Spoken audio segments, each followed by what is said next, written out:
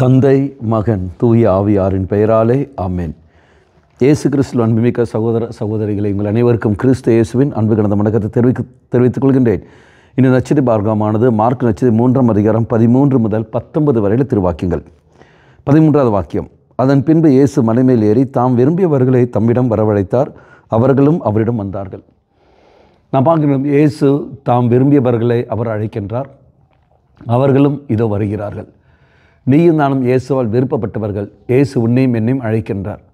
பல வடிவத்தில் அவர் அழைக்கின்றார். அருட்சாதனங்கள் வழியாக தெய்வம் நம்மை அழைக்கின்றார். திருப்பலி வழியாக தெய்வம் அழைக்கின்றார். நம்முடைய குற்றங்களை மன்னிப்பதற்காக தெய்வம் பாவசங்கத்தின் அருட்சாதனம் வழியாக தெய்வம் அழைக்கின்றார். இறை வார்த்தையை கேட்க வேண்டும், அவர் நம்மிடத்தில் பேசுகின்றார். இதோ இறை வார்த்தை பகிர்வு வழியாக, தியானங்கள் வழியாக தெய்வம் நம்மை அழைக்கின்றார். நண்பர்கள் வழியாக நீ ஆலயத்துக்கு வா என்று தெய்வம் அழைக்கின்றார். நமக்கு ஏற்படுற நோய்கள், நம்முடைய ஏற்படுற காயங்கள், அவமானங்கள் வருகின்ற சமயத்தில் அந்த நோய்களும் காயங்களும் இறைவனை தேடி வருவதற்கு ஒரு வாய்ப்பை உருவாக்குகின்றன. அப்போ அதன் வழியாக தெய்வம் நம்மை அழைக்கின்றார். பல வடிவத்தில் பல நிலையில் தெய்வம் அழைக்கிற சமயத்தில் நீயும் நானும் அவர் செவி கொடுப்பதில்லை. மாறாக நாம் என்ன செய்கின்றோம்? உலகத்தை தேடி போகின்றோம். தெய்வ சன்னதியில் வருவதற்கு பதிலாக, பலிப்பிடம் தேடி வருவதற்கு பதிலாக அதை விட்டு தூர நாம் போய்விடுகின்றோம். மக்களே, இங்கு சீடர்கள் அவர் இயேசுவிடத்தில் வந்தார்கள். வந்த காரணத்தினால் அவர்கள் விடுதலை பெற்றார்கள், தேர்ந்தெடுக்கப்பட்டவர்களாக மாறினார்கள். நீயும் நானும் தேர்ந்தெடுக்கப்பட்ட மக்களாக இருக்கின்றோம். ஆனால் நாம் வருவதில்லை.